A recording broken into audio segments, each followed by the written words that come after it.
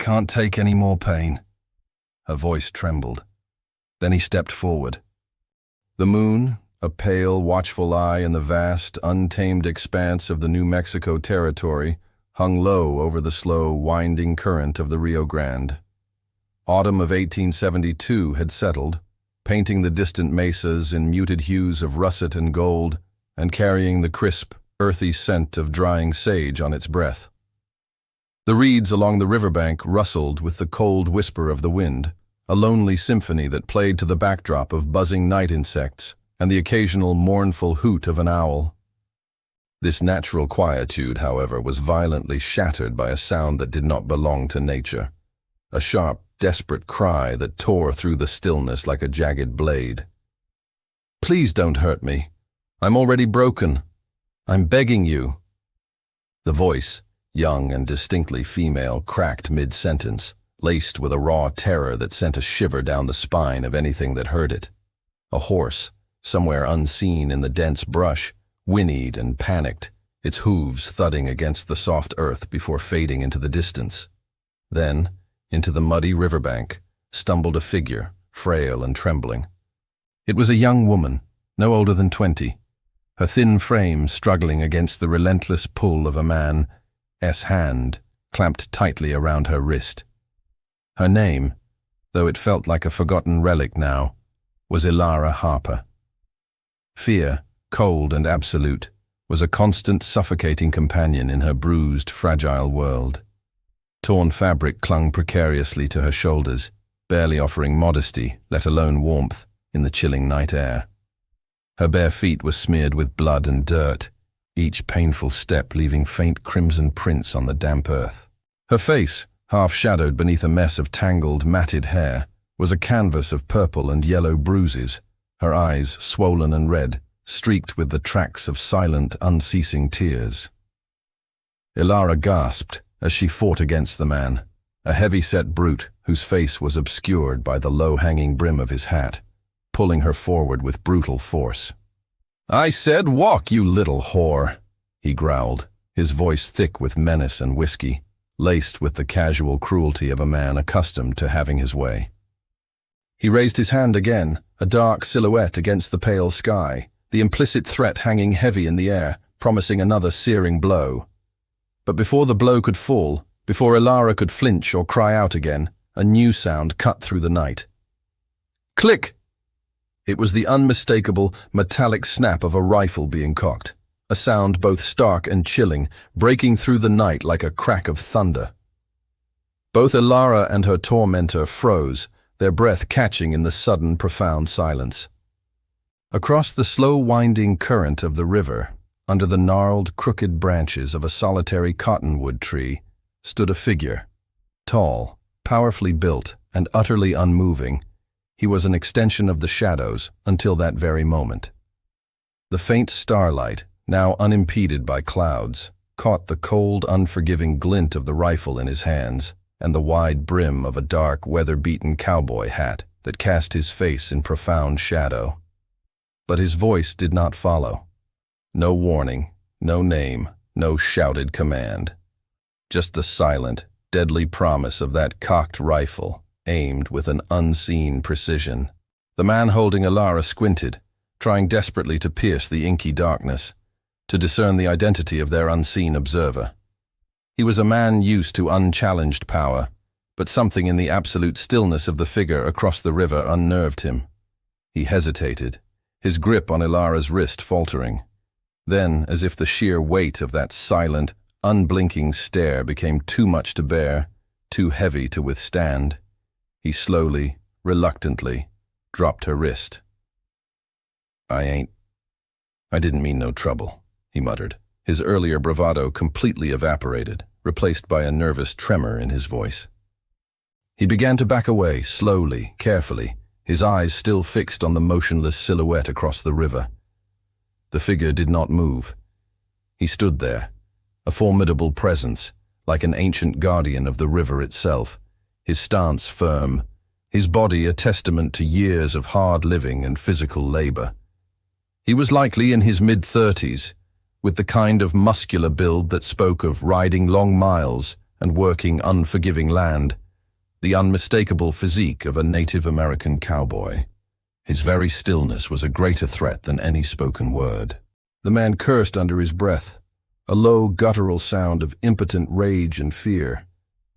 Then he spun on his heel and disappeared into the dense river brush, melting away like a rattlesnake chased from fire, his hurried footsteps quickly swallowed by the rustling reeds. Silence, deep and absolute, reclaimed the river once more, broken only by Ilara's ragged breaths and the distant murmur of the water. Ilara collapsed to her knees, the pain in her ribs flaring with renewed intensity, sending sharp jolts through her frail body. She coughed, a dry, painful hack that felt like it tore at her lungs.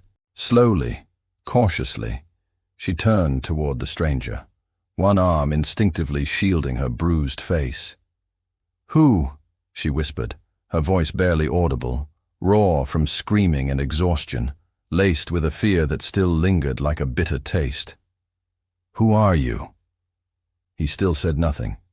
Instead, he stepped into the shallow water, his sturdy leather boots splashing softly as he waded across the narrow river.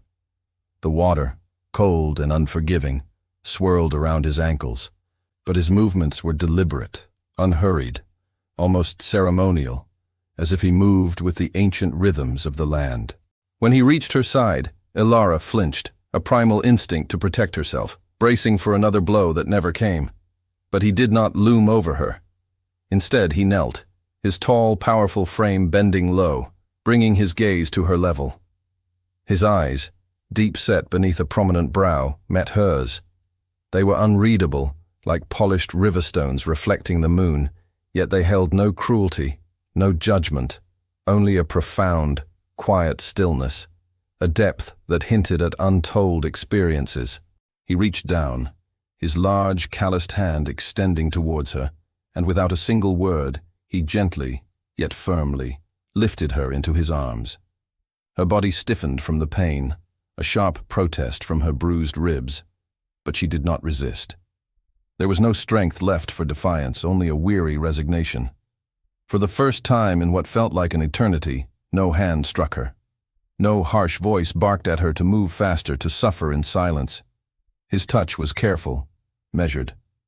Not overtly tender, exactly, for he was a man of the harsh frontier, but more like something practiced, precise, like he had done this before, perhaps many times, with people who bled more, who suffered greater wounds than she did. He carried her away from the river, his boots pressing soft, distinct tracks into the moist dirt of the bank. Beyond the tall, whispering grass and through the thin, sparse woods, a tiny cabin slowly came into view. A single window, like a hopeful eye in the darkness, glowed faintly with the warm, inviting light of an orange oil lamp. Ilara drifted in and out of consciousness, every jostling step sending lightning flashes through her bruised side, each breath a shallow agony. Yet, something about his unwavering steadiness, the comforting scent of pine and worn leather on his coat, and the rhythmic, calm cadence of his breathing began to ground her. It was a lifeline in her storm-tossed mind, a quiet assurance of safety in a world that had offered her none. When they reached the cabin door, he nudged it open gently with the toe of his worn boot. The room inside was sparse, yet welcoming. A simple wooden table stood in the center, a single cot nestled against one wall, and shelves lined with an array of glass jars filled with dried herbs, their earthy scents mingling in the air, creating a surprisingly comforting aroma. A fire crackled low and invitingly in the stone hearth, its warmth chasing away the biting cold of the autumn night. He laid her gently on the cot, his movements still careful, as if she were made of fragile glass, then stepped away, giving her space. She watched as he moved, a man of quiet purpose and economical grace. He poured fresh water into a basin, tore a strip from a clean white cloth hanging nearby, its fabric soft and unused, and brought them to her side. Only then, his voice came again, breaking the comfortable silence. "You are safe now." It was low, rough, like a voice unused for too long. A riverstone worn smooth by years of flowing water, yet it carried an undeniable weight of sincerity. a promise etched in granite. Ilara blinked at him, trying to sit up, her muscles protesting with sharp aches. "Why did you help me?" she whispered, the question burning on her lips, a desperate need to understand this unexpected kindness. He didn't answer right away. He only dipped the cloth into the basin, the cool water a soothing balm, and pressed it gently against her temple, carefully wiping away the dirt and dried tears that marred her bruised skin. When he finally spoke again, his words were quiet, a low rumble from deep within his powerful chest, but they were sure, unwavering, echoing the certainty in his gaze. No one deserves to be hurt like that. Then he stood, a tall, silent presence against the flickering firelight, and turned to stoke the dying embers of the hearth, adding a fresh log that quickly caught, sending sparks dancing up the chimney. Ilara lay still, her limbs trembling. But she was warm now, truly warm for the first time in what felt like an eternity. The comforting scent of cedar smoke curled through the room, mingling with the subtle medicinal fragrance of the herbs. She did not know his name, not truly, though she knew he was a Native American cowboy, a protector. She did not know what tomorrow would bring, or why this stranger had intervened in her brutal fate. But for tonight, she was no longer alone on the cold, unforgiving riverbank, and someone, without needing to speak it aloud, had chosen to stand beside her, a silent protector in the heart of the wilderness. The cabin was still when Ilara opened her eyes the next morning. Dark, rough-hewn wooden beams crisscrossed the low ceiling, catching the faint, rosy light filtering through the small single window. A fire, carefully stoked by unseen hands, crackled softly in the stone hearth, its gentle warmth pushing back the lingering chill of the autumn night. The air was a comforting blend of cedar smoke, fresh pine resin, and something sharper, more medicinal, the subtle tang of dried herbs. Her body ached in layers, a tapestry of dull throbs and sharp, insistent pains across her ribs, each breath a tender reminder of the brutal night on the riverbank. Yet the fear, that cold, clawing dread that had been her constant companion, had finally receded, replaced by a profound sense of safety. Then she saw him. Kyle, the Native American cowboy, sat by her side, a solid, unwavering presence. His sleeves were rolled up, revealing powerful, corded forearms, the muscles flexing with quiet care as his hands worked with a surgeon's precision. He was pressing a clean, damp cloth to her arm, gently cleaning away dried blood she had forgotten was even there, a stark crimson against her pale skin. His movements were practiced, efficient, never lingering or hesitant. Beside him on the small wooden table lay an array of healing tools, fresh strips of bandage, a mortar, and pestle filled with crushed herbs, and a small tin of salve, its metallic gleam catching the firelight. He looked up, his gray-blue eyes meeting hers the moment he registered she was awake, a silent acknowledgement passing between them. "Where am I?" she whispered, her voice still rough, barely more than a breath. "Safe," he replied, his voice a low, gravelly rumble, the same as before. It was a voice that spoke few words, but each one carried the weight of absolute certainty. She studied his face in the flickering firelight. He was older than she'd first thought, perhaps 35, the peak of his physical prime, a testament to his life on the rugged frontier. Faint lines of experience and sorrow etched his brow, the stubble on his strong jaw shadowed by days without a razor. His eyes, though, were what truly held her, those piercing grey-blue depths, steady and unwavering, carried something that made her feel both deeply seen and profoundly invisible all at once. They were eyes that had witnessed much, endured more, yet still held a flicker of profound humanity. "Who are you?" she asked again, a desperate need for a name, a label for this silent protector. "Kyle," he replied.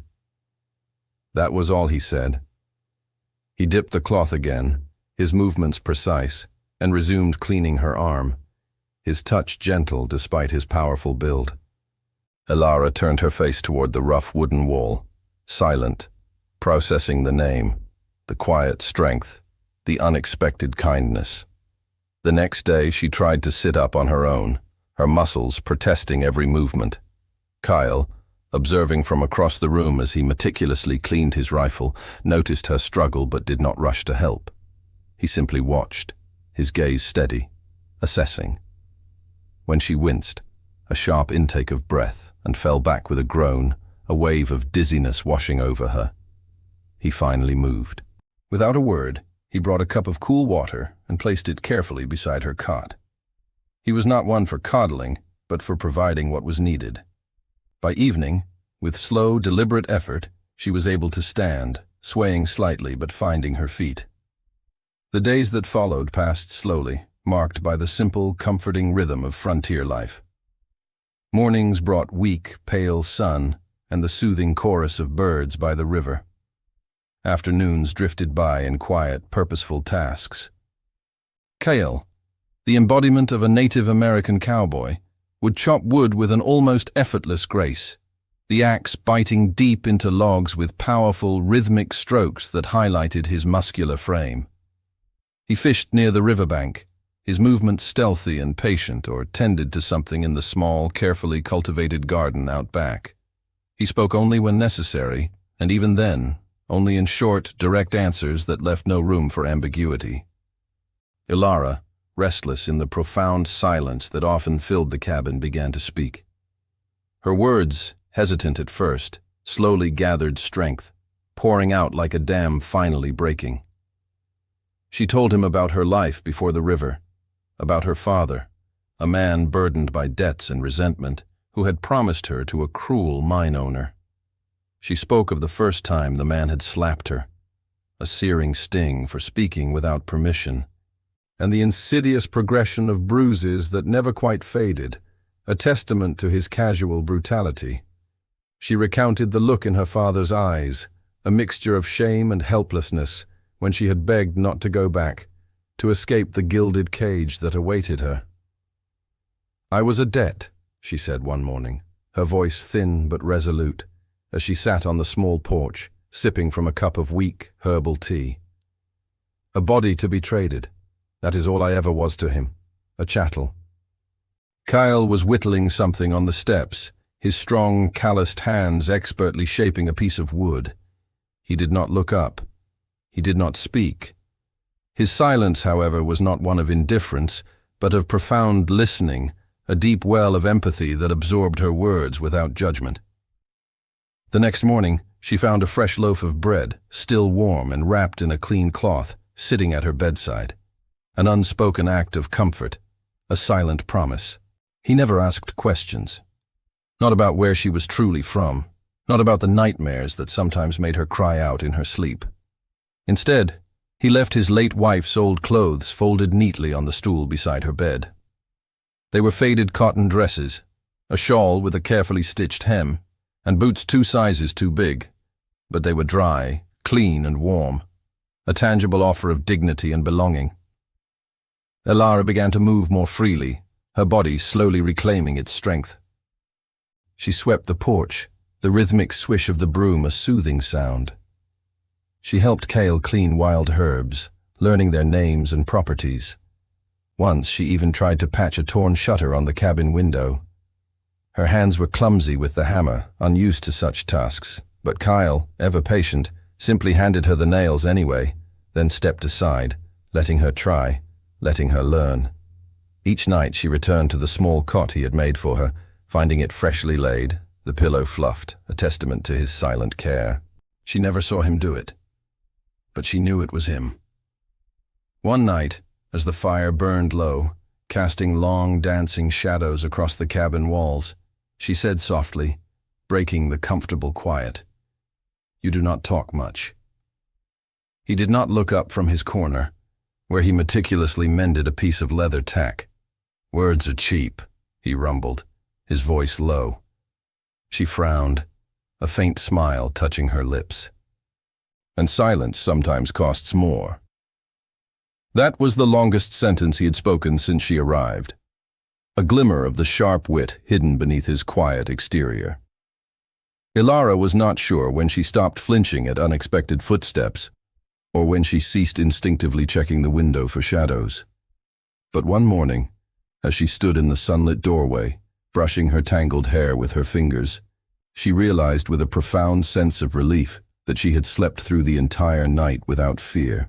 Cale walked past her with a bucket of fresh river water, his powerful strides carrying him with an easy grace. Their eyes met briefly, a fleeting connection. She offered him a small, genuine smile, not out of politeness, but because something deep inside her felt just a little less broken, a little more whole.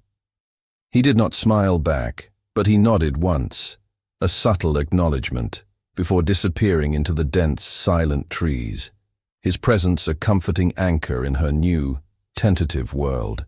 The quiet rhythm of their shared days was slowly, imperceptibly, weaving two scarred souls together. Abigail was sweeping the corner near the small, rough-hewn shelf when her gaze caught on something unexpected. Tucked carefully between two weathered tin cans and a bundle of dried sage, a potent aroma still clinging to its leaves, was a leather-bound notebook. Its edges were curled and softened with age and extensive use, the dark leather worn smooth in places from countless hours of handling. Curiosity, a feeling she hadn't allowed herself to indulge in for a long time, pricked at her. She hesitated for a moment, then, with a delicate touch, pulled it free. The pages within were yellowed and brittle, like ancient parchment. The ink, in places, had faded to a ghostly pale brown, testament to the years that had passed since its words were penned. She flipped through it carefully, her fingers tracing the faint impressions on the paper. There were intricate diagrams of the human body, meticulously drawn, with tiny X's marking wounds and precise notes in tight, disciplined cursive detailing their treatment. Names filled the margins: Private Mitchell, Sergeant Holloway, alongside dates, medical dosages, and chilling descriptions of battlefield conditions. And then, amidst the stark practicality, a drawing, rough yet undeniably tender, of a woman smiling, wearing a nurse's cap, her eyes full of a vibrant, indomitable life. Kyle, the Native American cowboy, entered behind her, his arms laden with a bundle of freshly chopped kindling, the scent of split wood clinging to him. He paused, his sharp eyes taking in the scene, the notebook in her hands. Then, with deliberate slowness, he set the bundle down by the hearth. "That's not for burning," he said, his voice a low, almost imperceptible rumble, devoid of anger, yet firm with unspoken significance.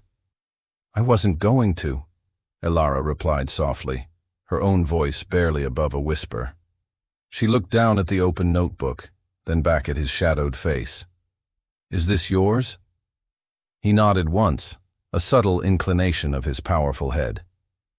She looked down at the page again, her gaze lingering on the tender drawing, then back at him, the pieces slowly falling into place. "You were a doctor." "Army medic," he corrected, his voice flat, but without malice. The title hung in the air, a heavy cloak of untold stories. "During the war?" she ventured, her voice gentle, not pushing, but offering an opening.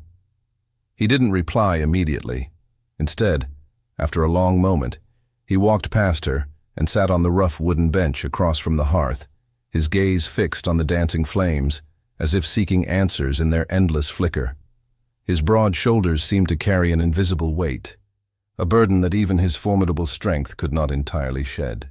His voice, when it finally came, was barely more than a breath, a rough whisper that seemed to echo from a distant past. 15 minutes late," he said, the words heavy with a profound, unshakable regret. Ilara frowned, her brow furrowing in confusion. "Late for what, Cale?" "My platoon," he continued, his hands clenching slowly in his lap, the knuckles stark white against his tanned skin. 40 men. I was the only one with field training.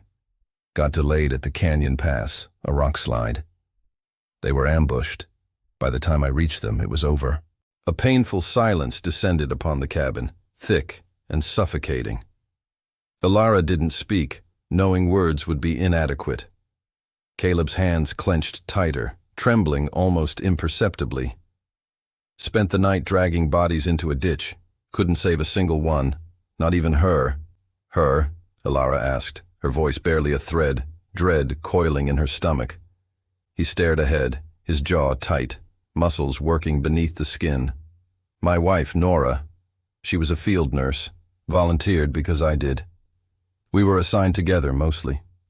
That day we were split. I told her I'd meet her after I helped the cavalry. I was late. The silence that fell over the room now was like dust, heavy and ancient, imbued with the weight of unspeakable sorrow. I held her while she bled out, he said at last, his voice raspy with choked emotion, the words tearing at the fabric of the quiet cabin. She kept apologizing. Can you believe that? She said, sorry for dying. Elara felt her throat tighten, a sharp, empathetic pain. Her own past suffering felt small, almost insignificant, next to the enormity of his loss.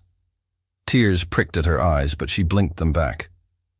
I left the army, Cale continued, his gaze dropping to the rough wooden floor, as if Nora's face was etched there. Couldn't look at another wound without seeing her face. I followed this river because she loved it. We planned to settle near the water after the war, build a home. His voice was barely audible now. Instead, I buried her by it. Elara slowly folded the notebook shut, its leather cover a silent witness to a soldier's grief, and set it gently beside the hearth.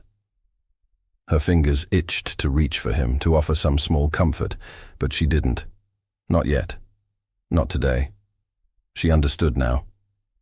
This silent, powerful Native American cowboy, this man who had saved her, carried his own profound, open wound. His quietness was not merely habit. It was a shield, a self-imposed penance for a past he couldn't change. That night, she rose early, while Cale was still asleep on his cot in the corner, and softly stirred the embers of the fire. In the small, sparse larder, she found an onion, a handful of dried peppers Cale had gathered, and the last of the salted meat. She remembered Cale mentioning offhand weeks ago that Nora used to make a stew that bit back. A simple, fleeting comment that now resonated with heartbreaking clarity. She did her best, drawing on faint memories of her own mother's cooking. It wasn't perfect, the spice a little uneven, the meat perhaps a touch too salty, but it was warm and nourishing. And when Cale sat down that evening, his face still etched with the shadows of his painful memories, she placed a steaming bowl in front of him without a word. He tasted it, blinked slowly, then gave a quiet, almost imperceptible nod. A silent language of understanding was slowly forming between them, a bridge being built across the chasm of their individual sorrows.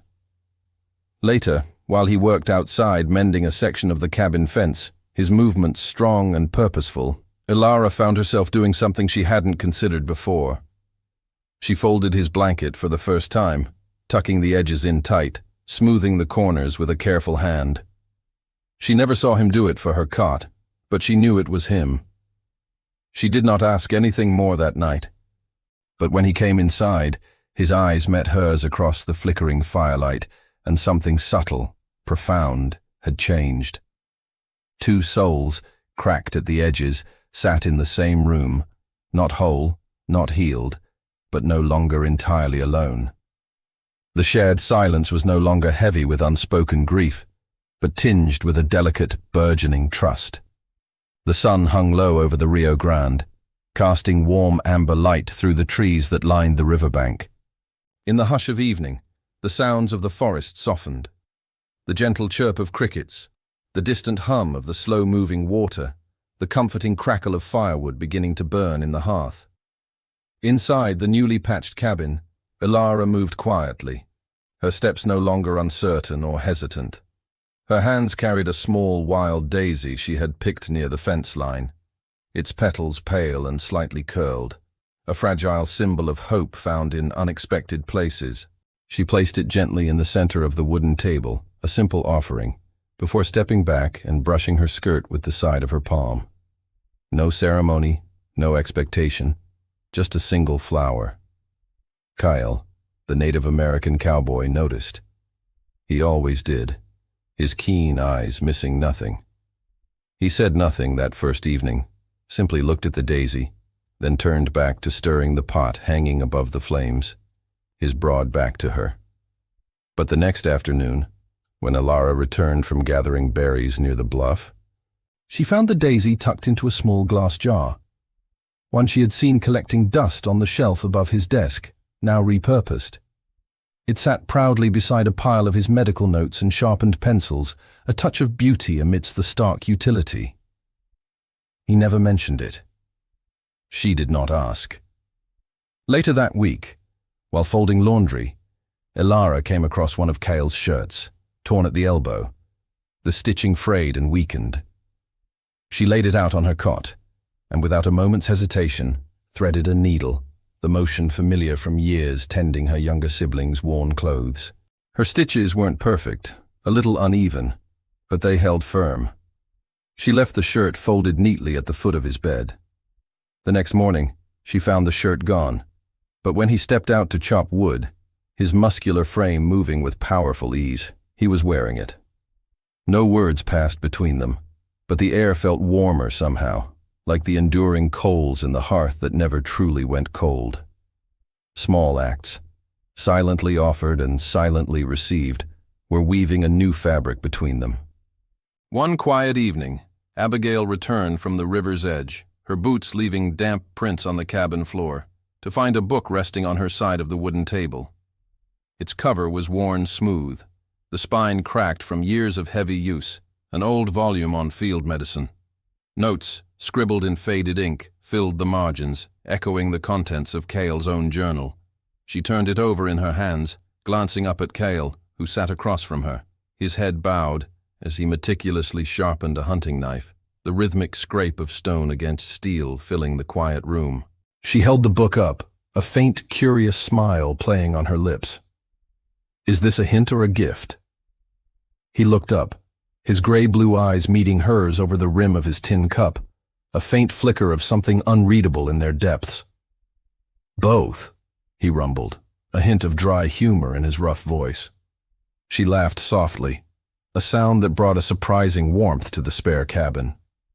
"Well, I suppose I will have to learn how to make your bitter tea then," she teased, remembering his medicinal concoctions. "You already do," he murmured, his lips twitching into something almost resembling a smile, a rare glimpse of the man beneath the warrior. In the days that followed, Kyle spoke more. Not much, perhaps, but a full sentence here, a dry joke there, offered in that low, rumbling voice. A glance exchanged over a simmering pot of stew would sometimes turn into a brief, knowing smile, a shared moment of understanding that transcended words. Abigail learned the small, intimate details of his frontier life, that he detested burnt biscuits, preferring his simple fare cooked to perfection, that he always slept with the windows open even on cold nights, a testament to his connection with the wilderness, and that he always double-knotted the twine around his bundles of herbs, a meticulous habit born of necessity and precision. She also began to notice the subtle ways he observed her, how he would sometimes pause, axe mid-swing, when she hummed a forgotten tune while sweeping, how he sometimes lingered near the doorframe, not to watch her directly, but simply to be near, a silent, comforting presence. Once she oversalted the stew, grimacing at the first bite. "Well, I just ruined dinner," she muttered, a wave of familiar self-reproach washing over her. Kyle took another spoonful, tasted it, and without changing his expression, simply said, "Tastes like survival." Then, unexpectedly, he smiled. Not wide, not showy, but real.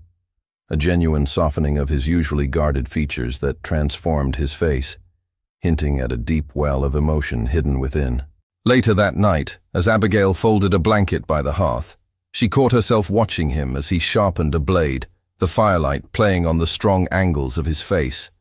He was a man built by duty, chiseled by grief, his powerful frame a testament to resilience. And yet, here he was, sharing quiet dinners and daisy jars with a girl he had once found broken by a riverbank, a silent testament to a healing he hadn't sought.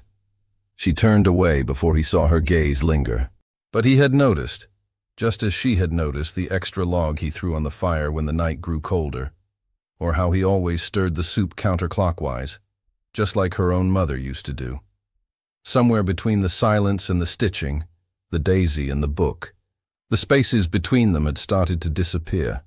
No grand confessions, no dramatic declarations, only the small, careful rhythm of two people learning to trust again, their fractured souls slowly, tentatively, knitting themselves together. Outside, the small fire they kept burning to ward off wild animals crackled beneath the vast, star-strewn canvas of the night sky. For the first time in a long time, Cale left the cabin door open, a silent invitation, a gesture of newfound trust. The night was still, too still. The crickets had fallen silent, their usual nocturnal chorus mysteriously hushed. The river's soft lapping against the banks softened further, fading beneath a shroud of unnatural calm that prickled at the edges of Ilara's senses. Abigail stirred on her cot, her eyes fluttering open to a strange flicker outside the cabin's single window. At first, groggy with sleep, she thought it was moonlight playing tricks. Then, the smell hit her. Sharp, acrid, a choking smoke that burned her nostrils. She shot upright, coughing, a sudden primal fear seizing her. "Kyle?" she whispered, her voice tight with alarm. No answer. She flung open the cabin door, and the world beyond exploded into a terrifying, apocalyptic glow. The clearing, once peaceful, was now a canvas of orange and red, the reflection of flames climbing into the sky. The side of their small cabin had already caught fire, licked by hungry tongues of flame born from crude torches hurled through the surrounding brush. Thick black smoke curled into the air, rolling low over the trees like a malevolent warning, a harbinger of imminent destruction. From the shadows beyond the inferno, voices shouting, jeering, echoed through the night. "They said she's hiding here. Burn the bastard's hut down. Let's see if she runs." Ilara froze, barefoot in the grass, paralyzed by the sound of snapping twigs and heavy boots thudding closer, her blood turning to ice in her veins. A strong hand grabbed her wrist, pulling her back to reality. "Run, Ilara!" It was Cale. His face was soot-streaked, his jaw tight, his grey-blue eyes already scanning the tree line for an escape route, sharp and decisive even amidst the chaos. He had emerged from behind the small shed, his formidable hunting bow slung across his broad back, a long gleaming knife in his other hand. "But the cabin, your things," she gasped, a desperate plea for the fragile home they had built. "I can build again," he cut her off, his voice firm, unwavering. "I cannot build you." He didn't wait for her to argue, to plead for a lost life. He yanked her into motion, his powerful strides propelling them forward. They ran, weaving between trees, stumbling over exposed roots, through the dense clutching brush that clawed at their skin. Behind them, the fire raged louder, a monstrous roar consuming their sanctuary. But worse than the fire were the footsteps, heavy, relentless, closing in. 5 men, maybe more. Ilara could hear them yelling behind them, their crude shouts of triumph and malice tearing through the underbrush. Her lungs burned, a fiery agony in her chest. Branches whipped at her face, stinging her skin, but she pushed through, fueled by a terror that was swiftly giving way to a desperate will to survive. "Where are we going?" she gasped, her breath ragged. "Through the creek," Cale panted, his own breath surprisingly steady, a testament to his immense stamina. "There's a cave. They won't find it in the dark." They splashed into the icy water of the creek, Cale's sturdy boots slipping on the smooth, moss-covered stones beneath the surface. Ilara nearly fell, her injured side screaming in protest, but Cale kept a firm hold of her arm. Always her arm, a steady anchor, like if he let go, she would simply vanish into the darkness and cold. Gunfire cracked behind them, startlingly loud in the enclosed space of the creek bed. The water beside them erupted in small geysers, bullets missing them by mere inches. Abigail screamed, a choked, terrified sound, "Keep going!" Kyle barked, his voice laced with an urgency she had never heard. A second shot rang out, closer this time, and Kyle stumbled, his powerful grip faltered, just for a heartbeat.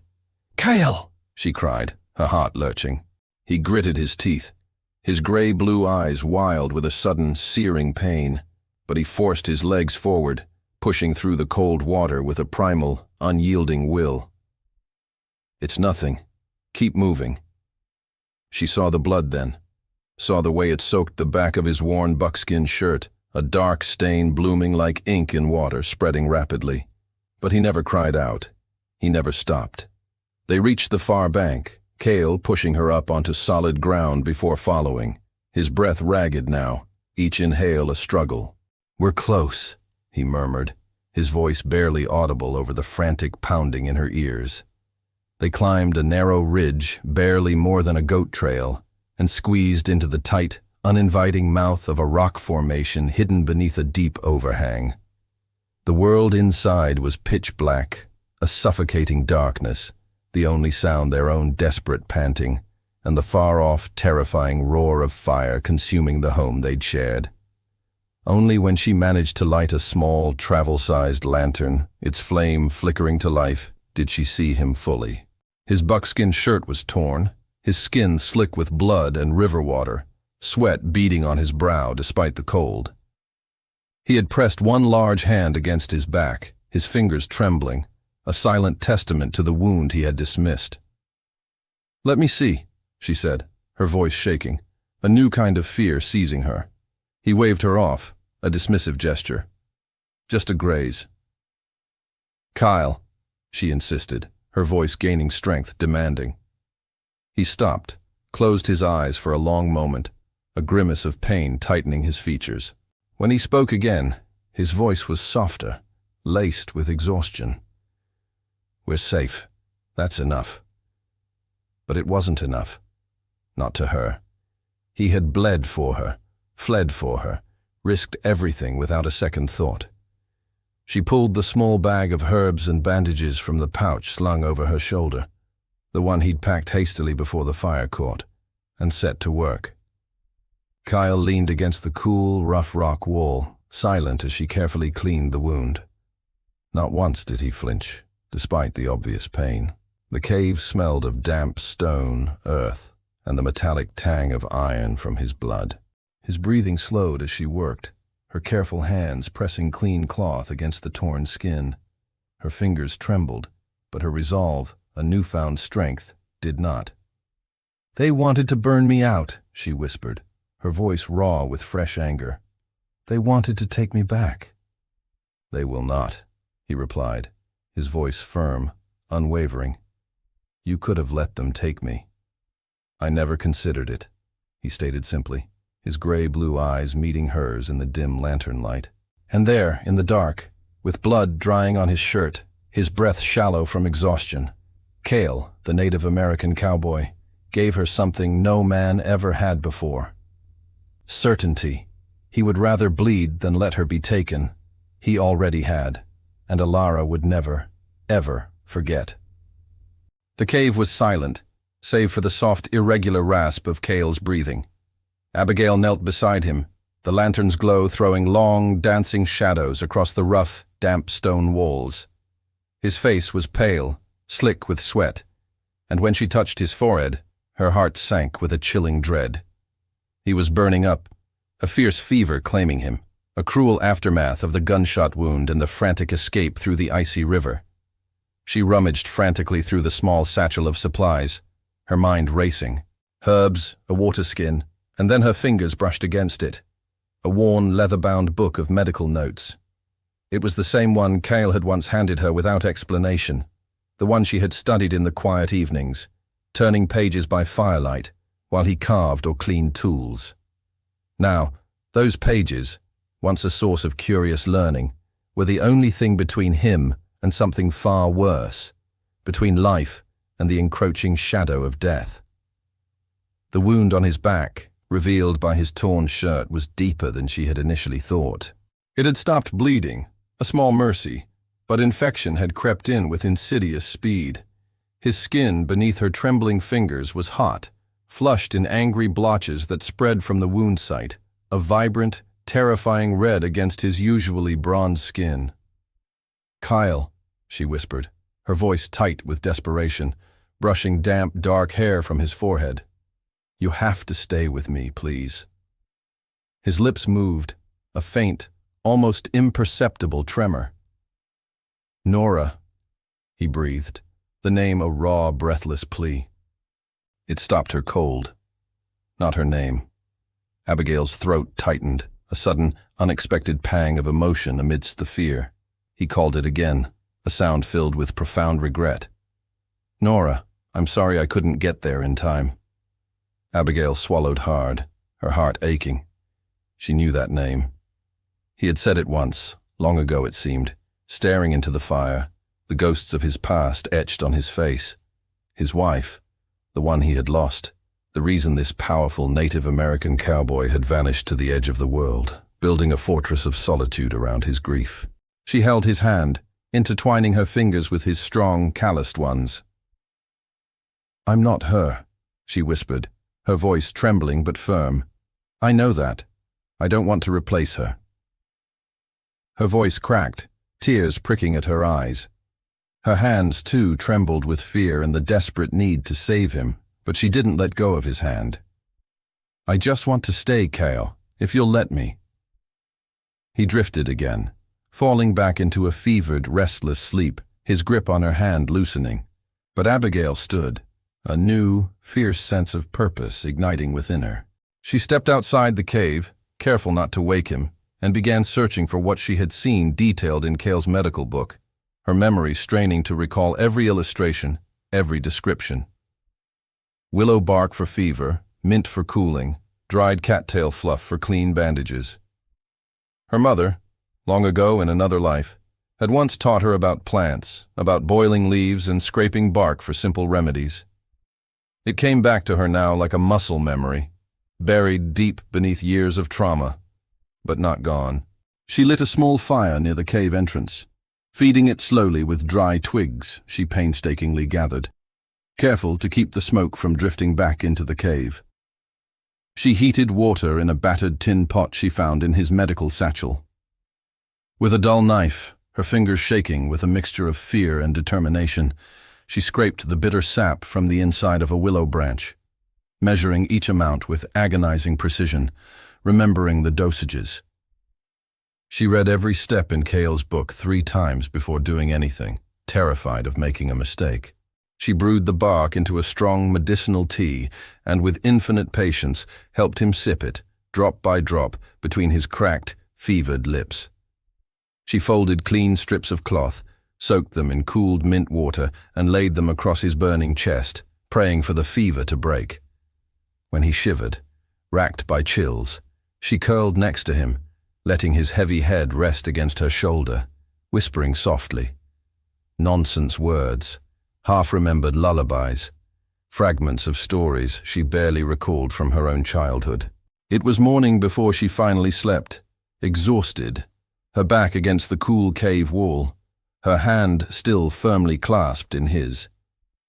When she woke, the lantern had long since burned out, plunging the cave into semi-darkness.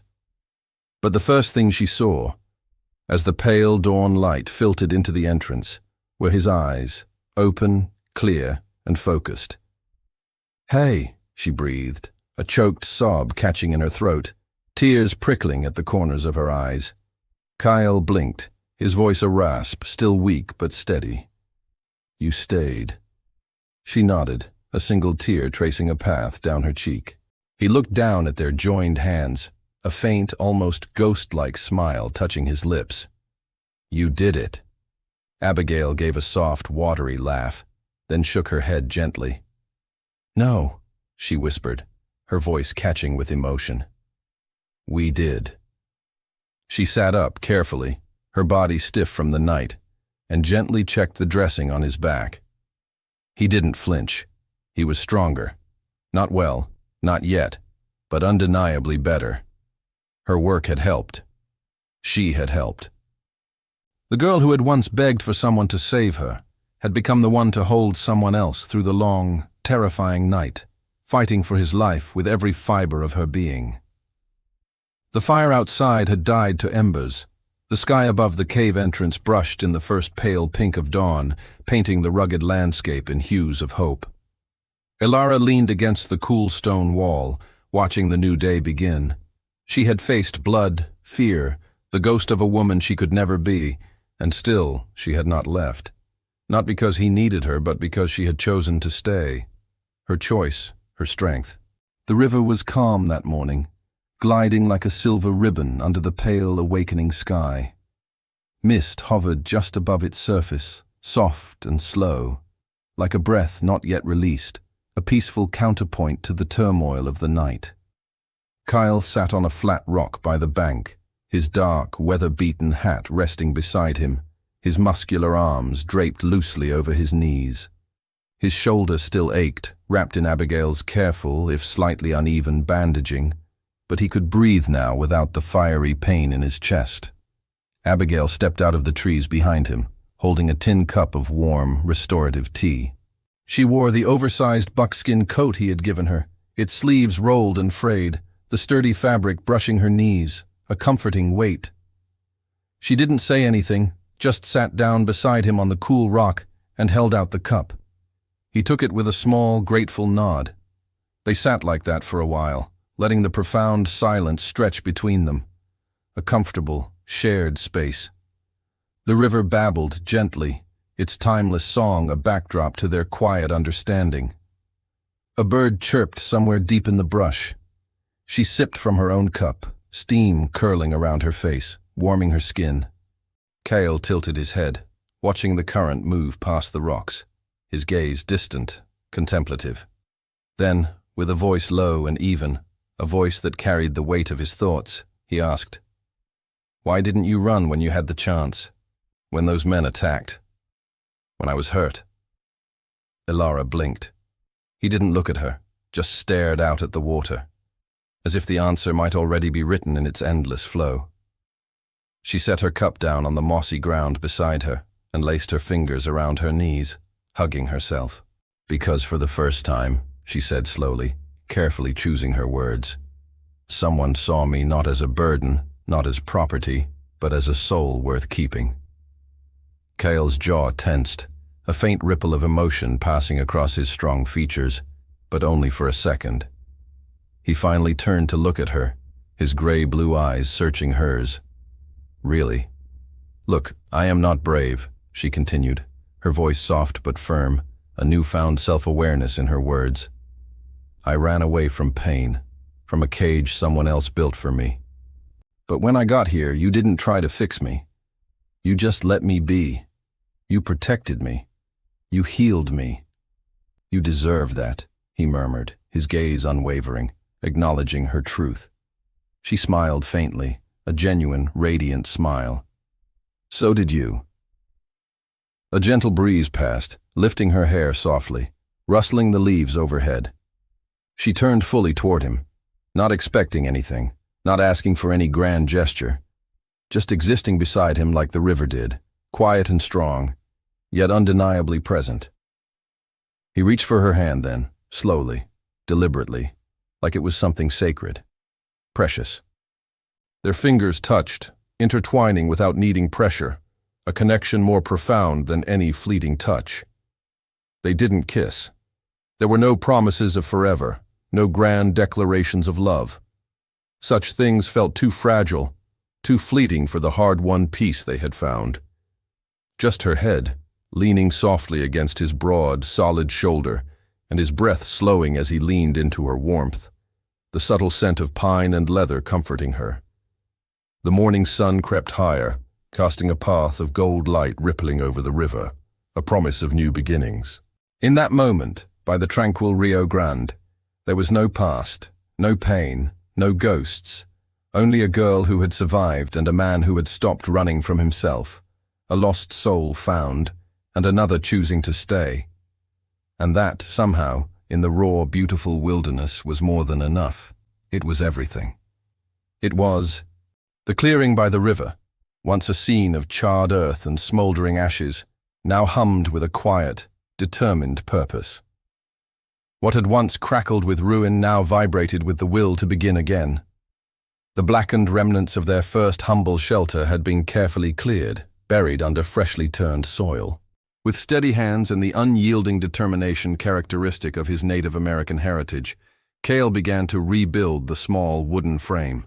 His movements were deliberate, not rushed, each beam lifted, every joint secured as if it were more than just timber and nails but an act of choosing to stay, an anchoring of a new future.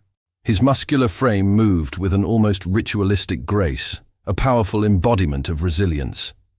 Ilara worked alongside him, her once fragile hands gaining strength and purpose with each passing day.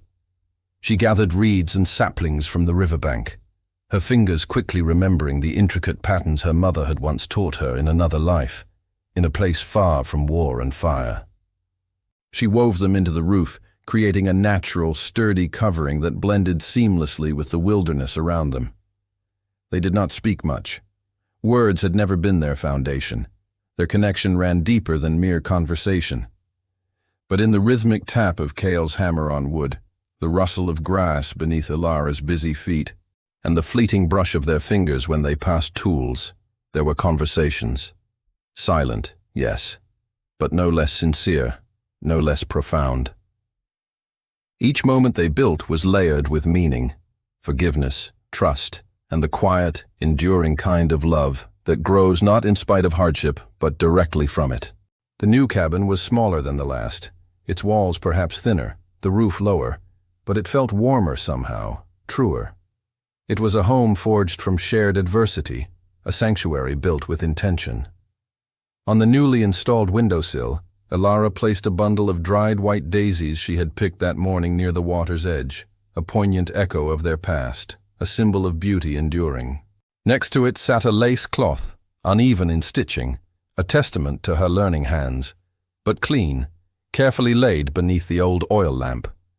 She had made it from the fabric of Cale's torn shirts, remnants of the man he used to be, now lovingly sewn into the life they were trying to create together. In the corner of the cabin, a wooden chest stood sentinel, newly dusted and polished, its sturdy frame a silent witness to their journey. Kyle's medical kit, worn but dignified, sat atop it. He approached it slowly, the weight of old ghosts pressing gently at his broad shoulders, a familiar shadow in his gray-blue eyes. For a long moment, he stood motionless, his gaze fixed on the way the late afternoon sun sliced across its leather cover through the cabin's slatted wall, illuminating the scars of his past.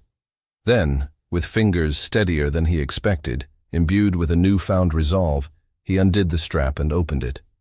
Inside, scalpels, dulled but still usable, gleamed faintly. Rolls of aged gauze, a faded notebook filled with intricate sketches and the names of men he once carried with him across dusty battlefields, memories curled inside like smoke, whispering tales of loss and duty. He picked up the notebook, his thumb tracing the delicate drawing of Nora's smiling face. "Maybe it's time to try again," he said, his voice barely a murmur, the words more to himself than anyone, a tentative whisper to a future he hadn't believed possible. Ilara stepped beside him. She didn't hesitate. Her hand slid over his on the leather kit, warm and grounding, a silent promise of support. "Together," she said, her voice soft but unwavering, a powerful affirmation. His gaze met hers, and in her eyes he saw not just acceptance, but a shared strength, a quiet invitation to heal fully. That night, they stood once more at the edge of the river, the air crisp and cool, carrying the familiar sense of wood smoke and damp earth and something new, something newly born, like the fragile shoots of spring. The water moved slowly, no longer rushing with the frantic pace of escape, but flowing with a serene rhythm, as if echoing their own newfound peace. Moonlight stretched wide over the surface, catching every ripple and turning it to shimmering silver, creating a path of soft light across the dark water. Kyle wrapped a strong arm around Ilara's waist, pulling her gently against his solid, muscular frame. She leaned into him, her head resting softly against his shoulder, their silhouettes melding into one beneath the vast, star-strewn sky. The silence between them was no longer filled with unspoken grief or cautious apprehension, but with a profound, comforting intimacy. "The river carried me to you," she whispered, her voice a soft caress against his ear, "and I will never drift away." He did not reply with words. His silence, as always, said enough. It was a silence filled with the echoes of his past pain. Yes, but also with the quiet strength of his Native American heritage and the undeniable promise of his heart. They stood there for a long while, letting the river speak its ancient, timeless language. It did not rush. It did not pull. It simply stayed, a constant, enduring presence, just like them. If this story touched your heart, if you felt the quiet strength of Kale, the resilience of Ilara, and the healing power of love forged in the untamed wilderness, then don't let it end here.